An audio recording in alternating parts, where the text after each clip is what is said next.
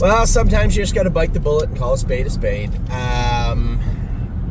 So it turns out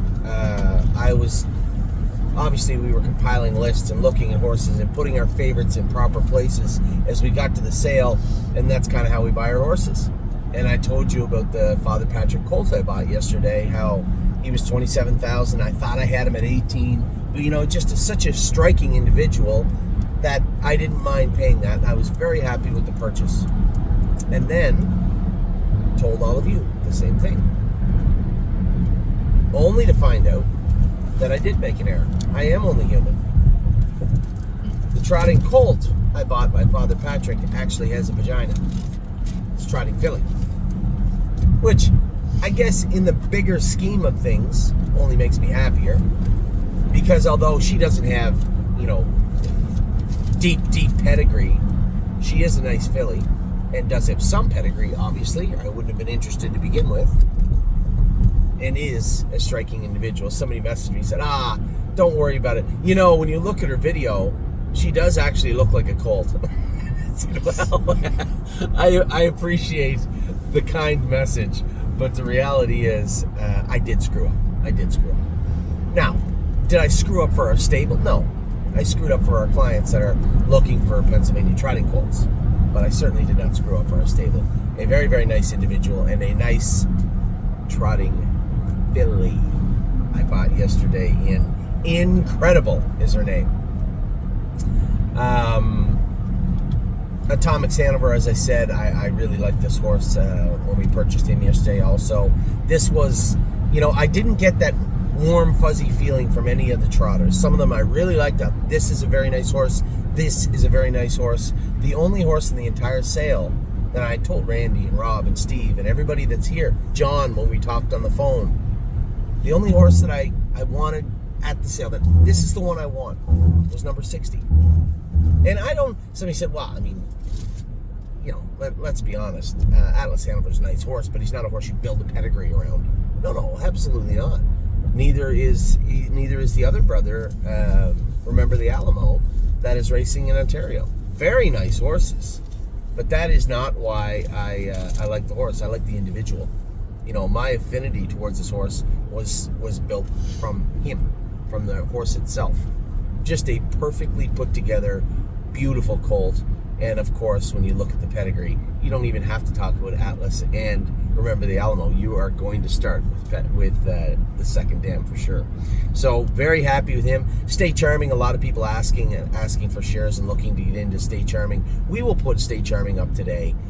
He was a standalone, and again, we had bought Stay Charming because, quite frankly, you're not going to get an opportunity to get any shares of Morai Hanover if you are not in the high-end pacer bucket. It's not likely to happen. And I wanted something for our clients to get. This horse interested me, if I'm going to be completely honest, because of his price. I was sitting there, and anytime I have a horse that I like, even if I knew that Incredible was the filly, even if I was aware of that and didn't make a mistake, I still would be there watching her go through. Because the horses that I have an affinity to, the horses that I like, I'm going to watch just in case something happens. Just in case a horse that you had marked for quite a lot of money goes for $13,000. It had happened yesterday that two of my good friends were looking at. One of them came over to me and said, "Hey, are you bidding on this trotting colt coming up?" And I'll tell you, it was a Tactical Landing. And I said, I was going to. I like the horse. It just depends what he brings. I think that he's a very nice colt. We did a video of him on day one. And they said, oh, okay. And I said, well, were you going to bid on the horse? They said, yeah, we were thinking. I said, oh, go ahead. I don't really need the horse, to be honest. I was just watching to see if he brought a small amount of money. I would probably be interested in him. He did. Brought $6,000, actually. See, this is what happens, and it even got them. Horse is in the ring. Nobody's bidding. And I'm trying to watch. I know the horse. I looked at him. I'm watching. They're not bidding. Nobody's bidding. Somebody bid $6,000 back there. I'm waiting to see if they're going to bid. Now, I don't want to jump on anybody's money. And quite frankly, I didn't need the horse. I didn't need a Tactical Landing trotting colt. He wasn't going to fit in the high-end bucket. I didn't have a New Jersey bet. There's no need for me to bid on the horse. So it bothered me. I'm sitting there biting my lip. I'm like, oh, geez, on it. And they let the horse go. I had asked them after. They said, I was just worried. Nobody was bidding, and I was worried there's something wrong with the horse. That happens. That's human nature. But that's why we do our best to look at all the horses. Now, you would think that when you're busy looking at their legs, their body, and making notes, you would get their gender right. You would think that you would do that. And that was a mistake I made yesterday when I was making a list of PA trotting colts that I really liked. We were going through the consignments, and I put the PA trotting filly in the PA trotting colt bucket. And I should have known that. I should have picked up on that, but it's human nature. I made a mistake. But as I said, maybe it was my subconscious working for the stable, because I didn't make a mistake on the horse itself. I just made a mistake on the gender. So Stay Charming. This horse, as I said, I always go in and watch the horses that I am fond of, just to make sure that there wasn't what I would consider a great deal taking place. And again, this is all subjective. Maybe you'll look at it and say, Anthony, I did not like that particular horse. Okay, it's no problem. I like Stay Charming. This was a fresher, younger version of the Sweet Lou colt that Burke bought. This was a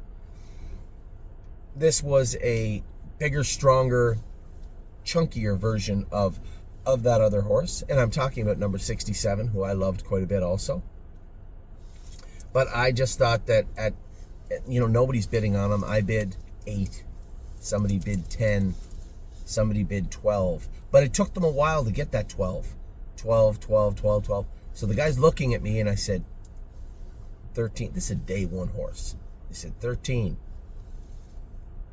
I see him put, he says it into the microphone of the auctioneer, and they said 13, 13. Hammer goes down. Now, I didn't need this horse. I already got our high-end pacer. There's not really a place for Stay Charming in the structure we have built for Harrisburg. But he's just such a good-looking horse at $13,000. And again, knowing that Atomics Hanover is going to be sold out and you are not going to get shares of them if you weren't in that bucket, this is a pacer for people to sink their teeth into. It's a very, very good-looking horse that I thought a lot higher of than $13,000. So we had bought the horse, and I'm sure that horse will sell out also. We purchased the colt that was the filly, who's also very, very good-looking. Thank you, Matt, for the kind words. And then we made one of the easy. Now, I'll tell you what. I'll tell you how good a bargain I thought Morai Hanover was. My wife, who does not lean pacer at all, said the best deal of the day by far was Morai Hanover.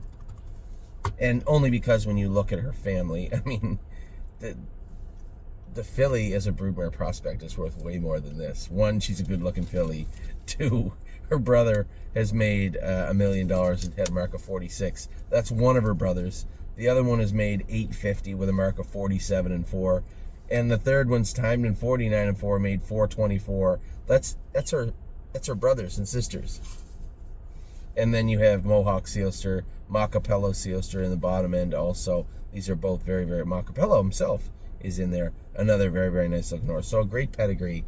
Very happy with what we got. And in fact, if you want a true reading of how good a deal I thought this was, Amy was the one that said this was the best deal of the day. Now, my top filly, this would have been my third just on the horse itself. Because we can factor in all the pedigree you want. I'm looking at the body of the animal. My top pick, I was the underbidder on. My second pick went for $175,000. This was my third pick. On pedigree, one would argue this is at least as good as any Perfect Sting sold in the sale, and right up there with a lot of the well-bred horses that sold in the sale also. So number 167, Morai Hanover, is also in our midst. The people that bought into the New Jersey bucket will get opportunities to buy into her before anybody else. Obviously, that's the rules. And I suspect she'll sell out also. So a lot of people ask me today, are you actually going to get colts, or are we going to get more fillies that are supposed to be colts? We'll get a couple of colts, I promise. We still have our high-end trotter to look at in our New York horse. I think we'll get everything filled up today. quite frankly. There's a couple horses I love tomorrow, so I don't mind. But we'll get everything filled up today. What was brought to my attention also is not a big need for Amy and I to be here on Thursday, so I'm just going to slide up to the Meadows. About 3 hours, just over 3 hours up to the Meadows. I'm going to slide up and race the horses. Find out when Tim's going back. What's that, honey? Why don't you find out when Tim's going back? Why? It doesn't really matter. I'm down to drive 5 horses and 4 of them are ours on Thursday. Oh, you're driving it? Yeah, that's why I brought my driving bag, see? The old melon, using the old thinker. Yes, I'm going to slide up and drive those horses on Thursday, so either you and I can go for a little scenic drive up to the Meadows, or if you want, I can get you a drive back to Northfield if you truly don't want to come back down on Friday. It'll be a nice little break in the sale for Amy and I, for sure.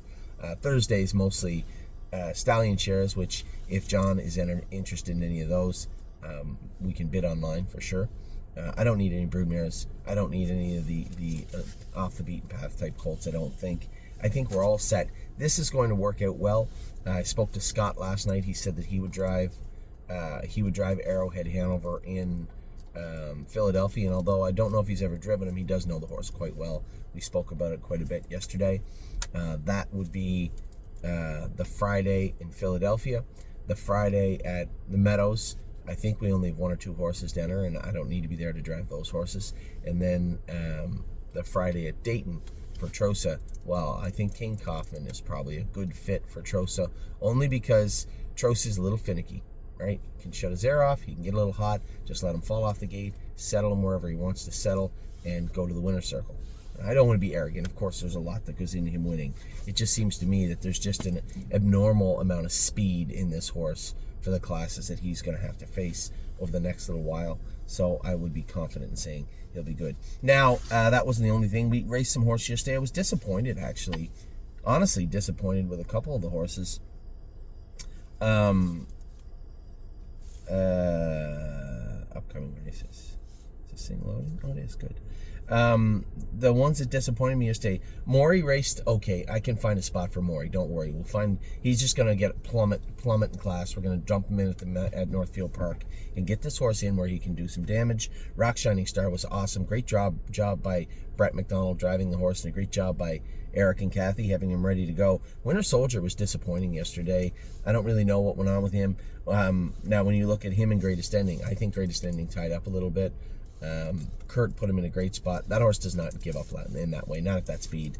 So they're going to have to scope him, which I don't think they're going to find anything in the scope. Everything's going to be found in his blood, and we'll see what that AST looks like. With the weather all week, hot, cold, raining twice this week, I could see it could happen, and that's likely the culprit with respect to Greatest Ending. Winter Soldier, I can't really speak to that. I've never seen him be flat like that. They went in 57. So was the track terrible? I don't understand what went on, but this horse has never, not for us, raced flat like that. So I'm a little eager to find out what took place. Again, scoping and drawing blood this morning. And Allure, they scoped her. There was a little bit of mucus, a tiny bit of blood. I just said that's enough. This filly cannot go on the track at 10-1 and cannot race in a place where she's not competitive. She is coming back to Northfield Park. We'll race her at Dayton, at Northfield, wherever, but she is definitely coming back over to Ontario. It didn't work out. It worked out her first 2 starts, but she kind of flattened out her last 2. Was a little bit sick last night, showed a little bit of blood. Nevertheless, she went on the track as a long shot, and that's not going to happen. So we'll bring her back over to a place where she is not going to be the long shot. So with that, I am going to let you go. I hope you guys are having a wonderful start to the week. We've had a wonderful start to the sale. No, I didn't get our trotter yet, but there is 8 on our high-end trotter list for this afternoon, for this morning, I should say. We will get our New York horses in place for everybody, and yes, I will get you a couple of Pennsylvania trotting colts. So with that, I'm going to let you go. Have a wonderful rest of your day. The show is about to start. I'm heading in right now.